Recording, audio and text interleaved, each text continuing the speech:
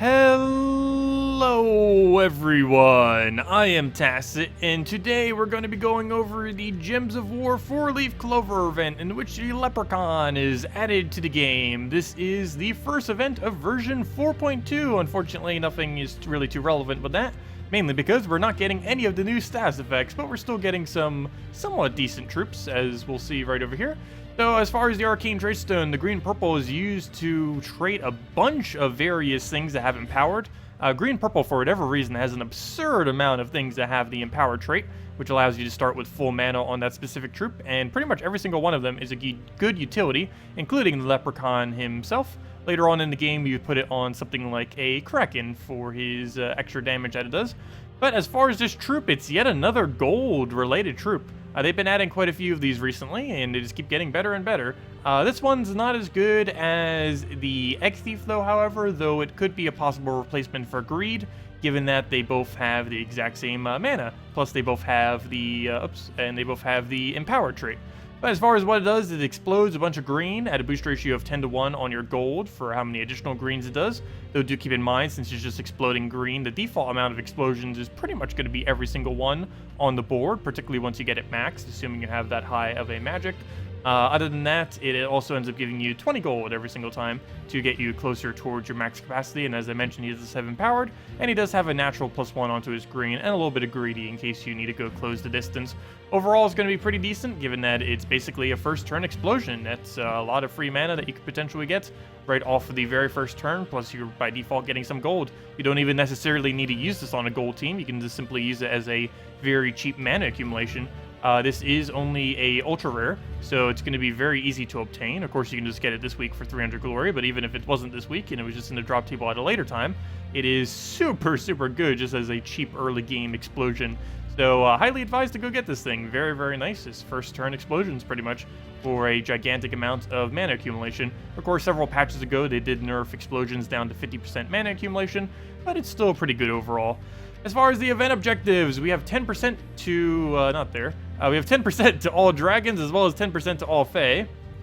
We get an additional trait stone whenever we use the Leprechaun in PvP, which given how good he is, pretty much every single PvP battle could potentially end up using him. And as far as the event objectives, you'd want to go kill a bunch of blue enemies within PvP, which is going to be pretty easy because you're already going to probably be doing this in PvP, so you're just going to be able to naturally get a lot of kills and just fight anyone who happens to have a lot of blues on their defend team. So as far as event keys, there is a new legendary currently in the drop table. Hopefully we'll get it here. I already have one copy of it. Of course it wouldn't give it to me. So there's 4 things that are technically in the drop table right now. There's Suna, or at least that are of relevance. There's Suna, which is the mythic from this kingdom. It's not really that good, but still it's a mythic in the drop table nonetheless. There's Queen Titania, which is the most useful thing that you can actually get as a drop. She has a absurdly high amount of damage. She's basically like a alternative Dawnbringer in a way. But she does 4 additional damage per red on both your team and the enemy. So that is a lot of potential damage that it could be getting additional. That is a total of 32 that it could potentially get to every single enemy, assuming your entire team and the enemy's entire team is red. Really good on red Guild War Day, as well as purple Guild War Day, as well as pretty much any time. It's also generally synergized with a Yalgwei, just because they have really good synergy together, or you could just use her on her own for absurd amount of damage. She keeps gaining extra turns on all the reds, and other than that, she also does a Fairy Fire every single 4 or 5 times match, making her the most viable Fairy Fire option in the game as well. So she has a lot of things covered. Glitter Claw is the second best Fairy Fire option in that it can instantly Fairy Fire all enemies and potentially extra turn immediately. Both of these are pretty good options because they have the capability of 0 turning their Fairy Fire, which makes them pretty good, and it has Enchant to get a little bit more mana. Though, however, that's not the main thing that we're trying to open up here. The main thing that we're trying to open up, which we already got earlier, so I don't need to keep doing keys, but we got a, let's clear that filter, go to Bright Forest, which is where the event is this week. But the main thing is the Tinseltail. So this is currently in the drop table. I'm probably just going to use the 1 blue orb to go get it upgraded at this point, since we didn't get any copies of it there. It's a really random troop. It's similar to most dragons in that it does basically full AoE with its things to all allies or to all enemies. But this thing is just one gigantic random mess. It could potentially be good, though it's way too random to the point where you're probably never realistically going to use this other than just for fun. But what it does at 100% chance is it gives all allies 4 magic, so that's not too bad. The problem is that's the only thing that it has off of a 100% chance. Then there's a 50% chance it could do each of the following. So it's 3 different 50% chances. It could deal damage to all enemies, explode 8 gems, and or give all allies a bunch of life. So that could potentially be decent, especially if you got all 3 of them simultaneously. That is obviously really good value. Though also the inverse can happen, in which you just get 4 magic to all allies and you basically just waste your entire turn.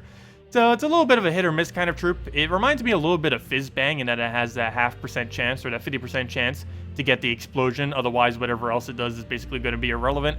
It's pretty much like a Fizzbang in that regard, except it doesn't have as much accumulation as a Fizzbang. So it's kind of okay. Other than that, it also ends up getting Fairy Fire every single time you take a green. Not the best of options. You'd probably be better off just using a Glitter Claw, especially since Glitter Claw is a dragon as well and everything.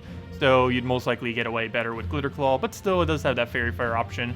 As far as this troop, it's kind of average, not really anything too good to go after, but you'd mainly want to go use event keys to get Queen Titania anyways. So if you happen to just randomly pick this up, you might as well. But the main thing you'd want to be getting is definitely more so the Queen Titania, and probably getting this thing to max in the process of doing all that. But anyways, that's event keys. Definitely worth opening this week, at least until you get a Queen Titania, if nothing else, as well as maybe the new little dragon. We'll be showing some teams with it in a moment. Of course, we got Guild Wars this week. As far as the other events, we do not have any event this Friday for the weekends. This is mainly because of the holidays, so yeah, this entire weekend we actually don't have any event for once. But as far as events throughout the week, we have the All-Seeing Eye on Tuesday. We have that one green bonus troop on Wednesday. We have Archer class on Thursday. And that is it, because we don't have anything on Friday nor on the weekends. As far as the Soulforge, we have a couple things that are kind of okay to craft right now. The most noteworthy thing here, well, just 2 kind of most noteworthy things. It's Famine and Kraken all the way up front. Famine is one of the best mana drainers in the game, or the best mana drainer, depends how you consider Sloth. But it's a really, really solid mana drain option. Does a lot of single target damage, and is just overall going to keep the enemy completely disabled. You generally use it with an Exploder so that you can constantly keep this thing at full mana, which is one of the things that Sloth kind of lacks, is that it only uses 1 color, whereas this uses 3. So if you're using Exploders to feed it mana, it technically has a lower mana cost than Sloth, simply because you're accumulating all 3 mana simultaneously. But yeah, Famine, very common just for mass draining over and over again. Of course, there are troops that have immune to mana drain, but assuming the enemy team has 0 things that are immune to mana drain, Famine tends to be pretty good at almost always winning once you start getting a lead. Once you get a lead, you're pretty much never going to fall behind. It's a really slow troop to use, but it's definitely a really consistent high win rate kind of troop. It's something that you'd probably bring out for Guild Wars, which is pretty convenient that it's Guild Wars this week.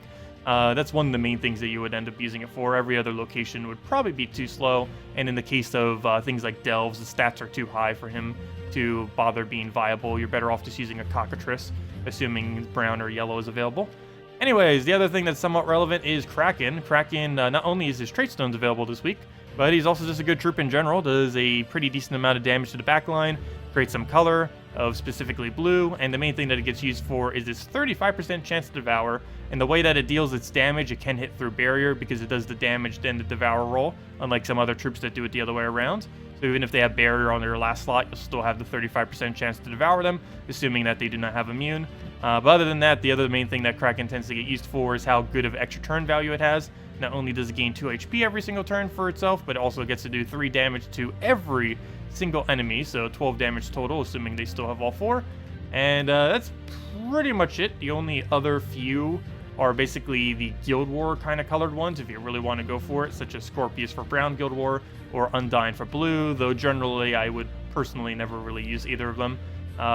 You'd be much better off with a Famine, or waiting until something else rolls around that's even better, like Infernus, Ferris Ra. Actually, Ferris Ra was just last week, but you know, you get the point. It's definitely not the best of options unless you're starting to run out of things to actually bother getting.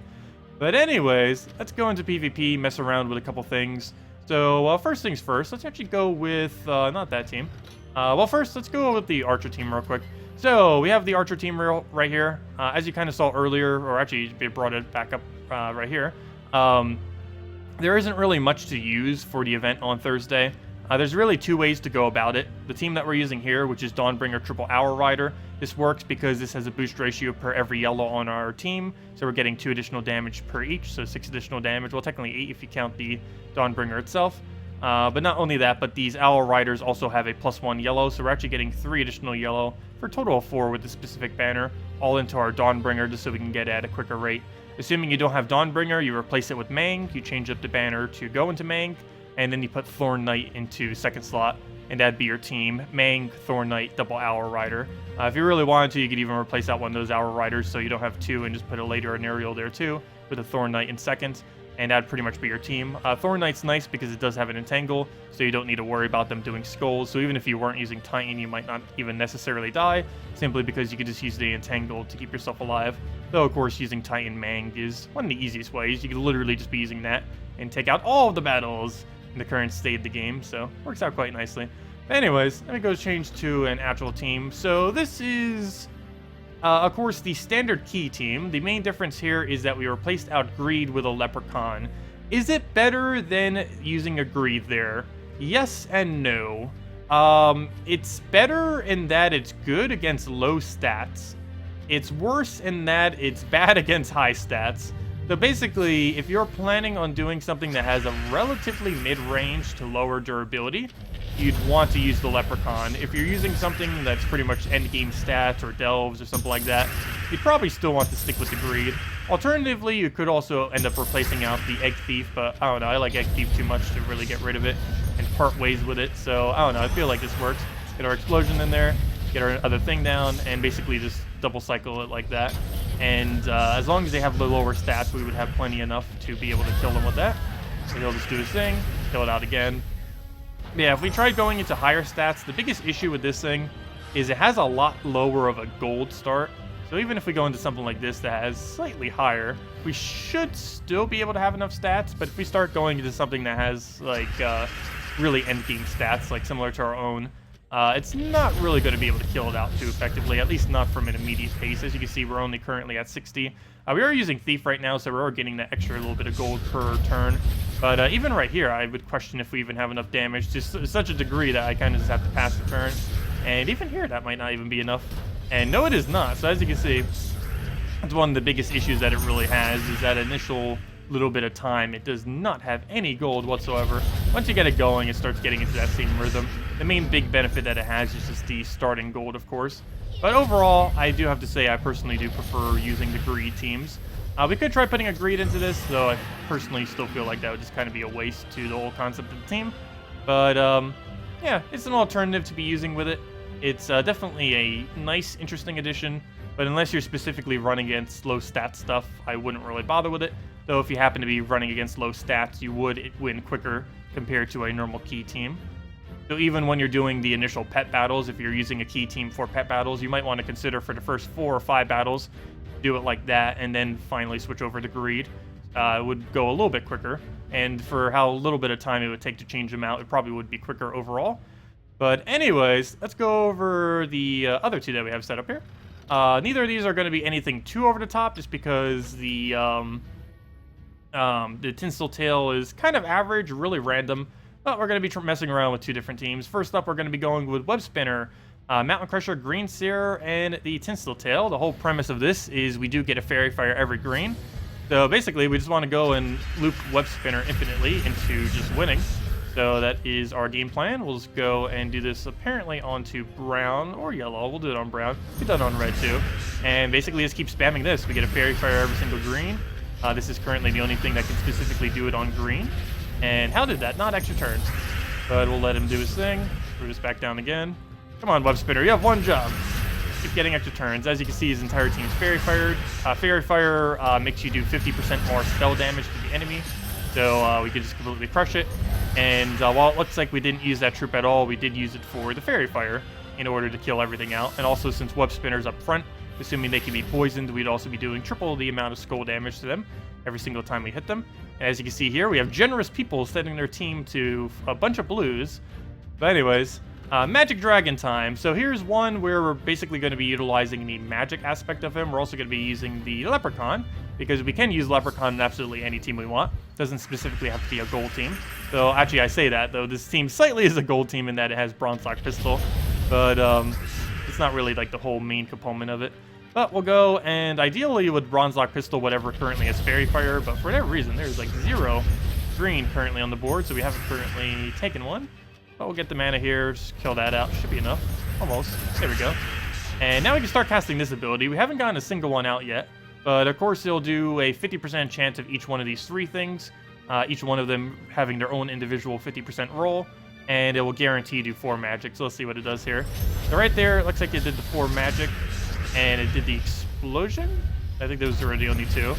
But actually, we can slow it down to see absolutely everything. Though it's going to be slightly hard, even at a slower speed, to see exactly everything that it does in a given instance. Let's see, because it does it all simultaneously. Let's see. So it did magic, it did AoE, it did not do explosion, and it did not do HP. Yeah, that's really hard to tell what it actually does on 4 times speed, just because there's so many possible things that could potentially happen at once. But anyways, if we actually had greens on the board, we'd be throwing this on greens. Not really much of a need to. We'll throw it out on Fairy Fire so we get a little bit extra damage onto it. And Humility, what are you doing, dying? Luckily, one thing that Humility does do every single time it gets hit, assuming it's fully traded, is we do get an additional magic every single time. So even though it did die off of that, it's still perfectly fine. And yeah, that's pretty much that. Just keep getting the extra magic off of everything in order to keep boosting up all of your damage sources, and you just kill them out with all your damage sources. And ideally, the dragon would end up giving HP. I don't think we got a single HP buff there, which is why we ended up dying out. But of course, it does have that 50% chance every single time. But as far as the Leprechaun, definitely really viable to use. There's a lot more stuff than just what I showed too. We will be messing around with various things with it throughout the week. Probably going to try using more things that don't use any gold whatsoever, because you can simply use it just simply as a mana accumulator. You don't need to have a gold related team whatsoever with it. It just happens to somewhat work if you could fit it in coloration wise. But other than that, as far as the new dragon, it is pretty useless. It's one I would still say to get, just for the sake of having. But the biggest issue with it is it's way too inconsistent. And if you want an actual Fairy Fire option, you're better off just going Glitter Claw and Queen Titania. Though you're already going to need to open up event keys to get them anyway, so hopefully you'll get one of each, if nothing else, when you open like 50 keys or something. But anyways, guys, that'll wrap it up for this video. If you still have any other questions, feel free to leave it in the comment section below. Hope you all have a wonderful week and a wonderful holiday, and I will see you all later. Goodbye, everyone!